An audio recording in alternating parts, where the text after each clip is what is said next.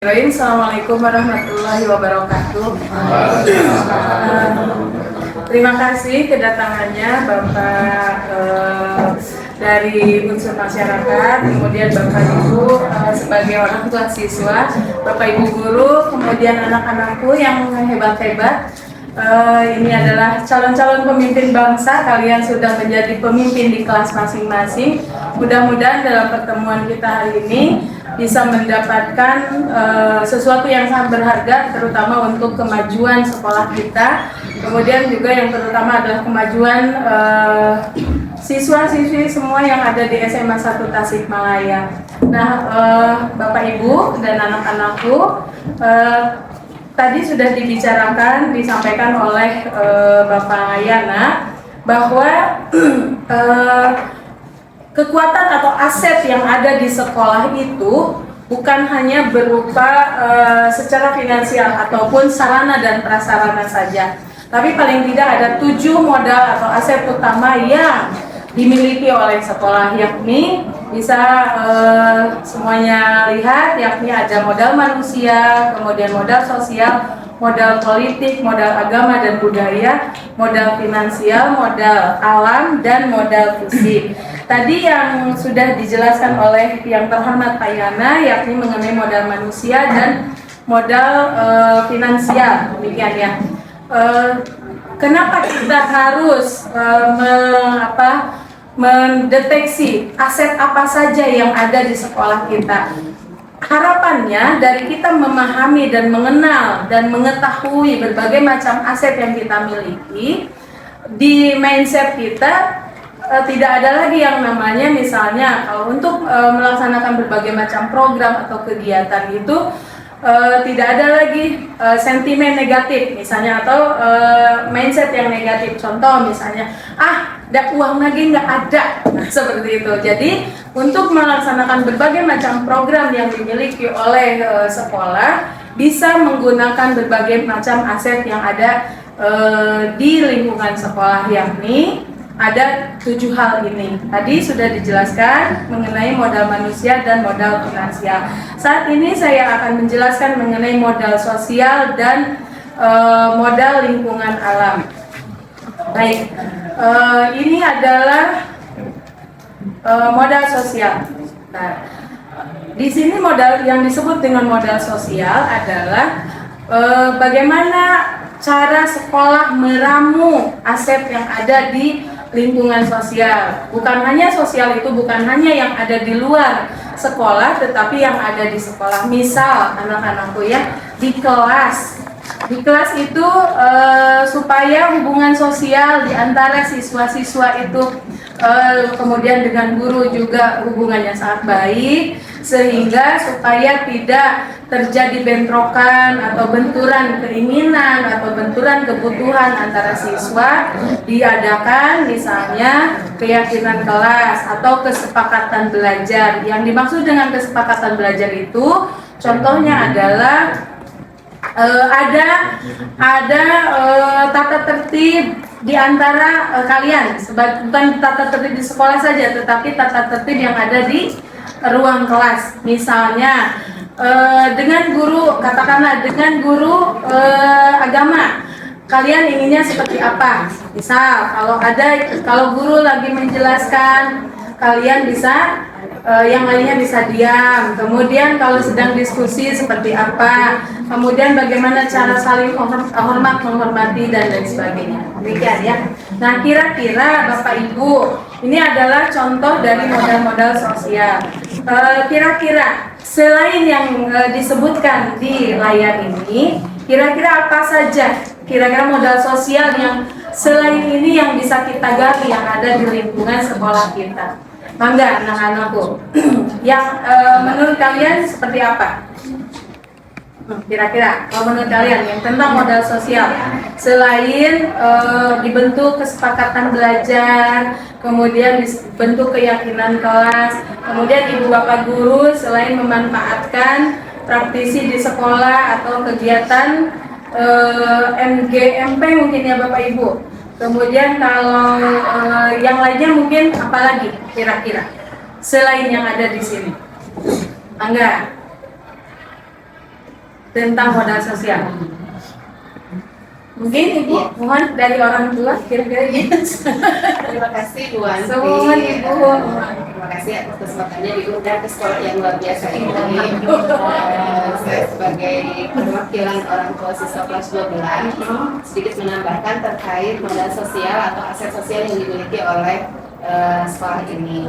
Selain yang tadi sudah disampaikan oleh Bu Wanti, sedikit menambahkan barangkali paguyuban orang tua yang ada di SMA 1 yang selama ini turut suportif mendukung berbagai kegiatan, berbagai program yang dicanangkan oleh sekolah. Alhamdulillah selama ini paguyuban kompak, kemudian solid dan selalu mendukung segala sesuatu yang diprogramkan oleh sekolah untuk tentu saja untuk menjembatani, memfasilitasi agar murid-murid mendapatkan prestasi yang jauh lebih baik. Itu barangkali. Baik Ibu, terima kasih banyak Ibu masukannya. Memang betul, saya sangat rasakan sekali yang namanya paguyuban itu sangat guyu, betul ya Bu ya. Mungkin nanti bisa dimaksimalkan lagi ya Bu ya. Kalau dari unsur masyarakat kira-kira Bapak? Terima kasih Bu. Sedikit saya ingin menyampaikan, walaupun masyarakat sekitar sudah meyakini dan memang mendukung bahwa arena sekolah itu adalah arena pendidikan yang positif, tapi ada kalanya tak kala di sekolah tersebut ada kegiatan untuk pengembangan anak-anak, potensi karir anak-anak yang sedikit agak mengganggu kenyamanan masyarakat sekitar, maka diperlukan adanya kolaborasi atau apa ya, saling kasih, sinergitas saling kasih antara sosial masyarakat dengan sosial sekolah, gitu antaranya.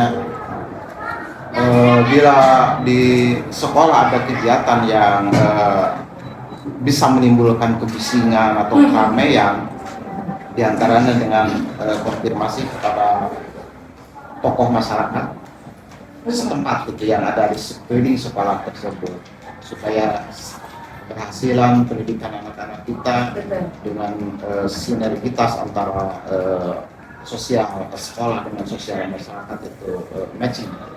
Sekian itu. Oh iya, baik Bapak, terima kasih. Kalau di masyarakat itu ada nggak Pak paguyuban RT atau RW gitu ya Pak ya? Ya, jadi itu bisa dimanfaatkan untuk. Tapi juga kebetulan warga samping mewakili orang tua dan masyarakat. Jadi sebetulnya begini, kalau saya boleh kronologiskan,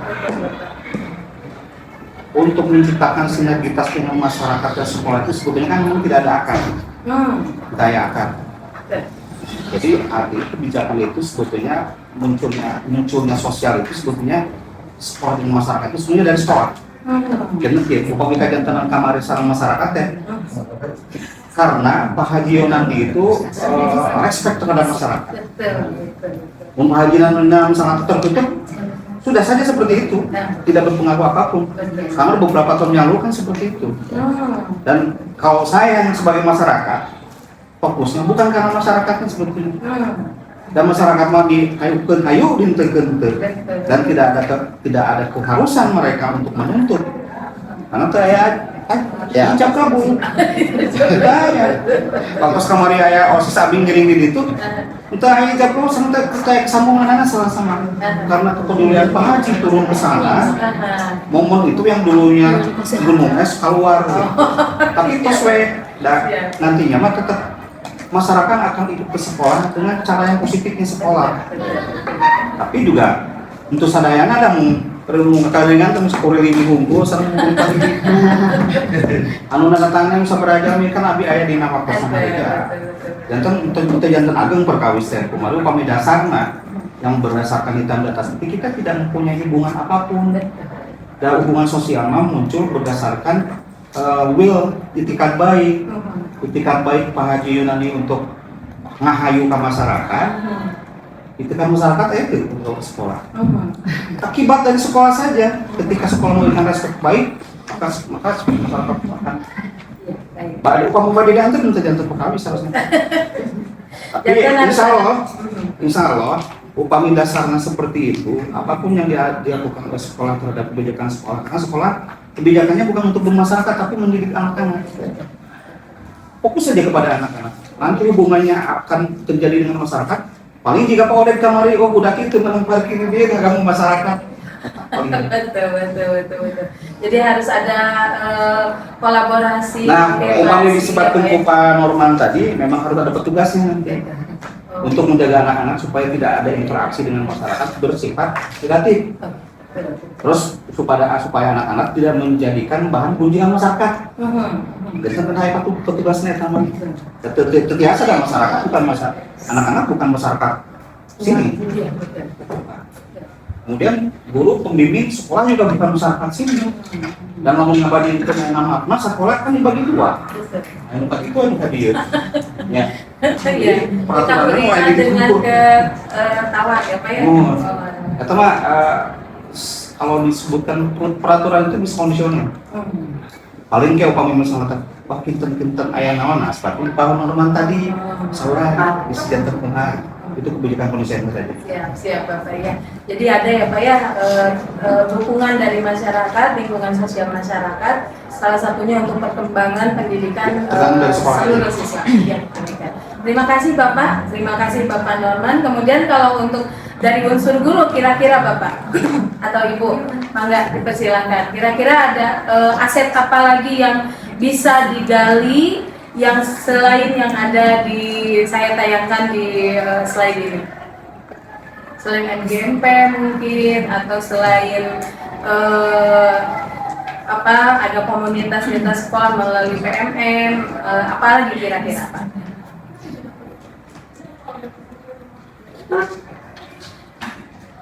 Mangga Bapak Ibu, atau mungkin dari anak-anakku dulu. Mangga Ija, saya. Ibu apakah organisasi ada satu Korea masuk dalam sosial? Ya, betul, keren sekali. Tepuk tangan buat semuanya.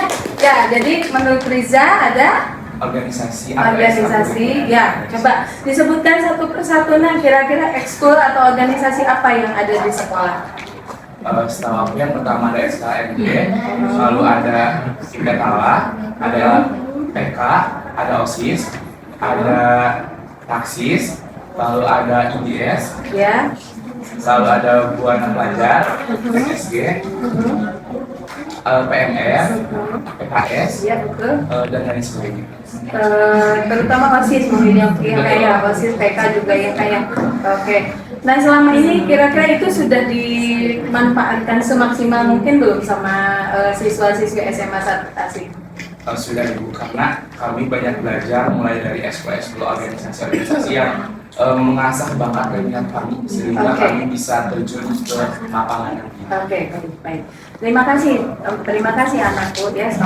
Nah, jadi Bapak Ibu tadi sudah ditambahkan sudah dipetakan oleh kita semua untuk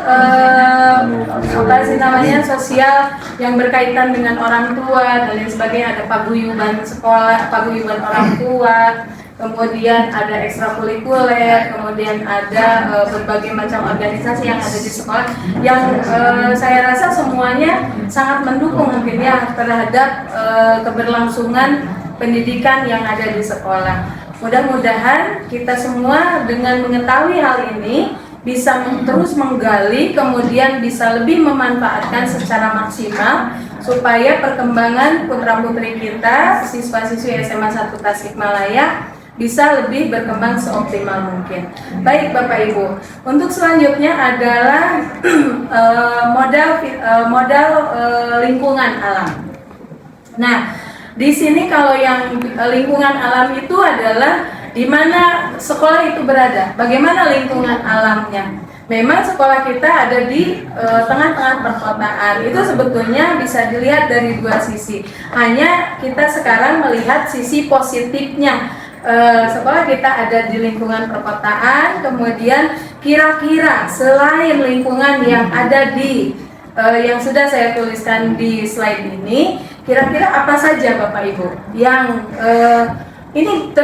lingkungan alam ini bisa dimanfaatkan sebesar-besarnya untuk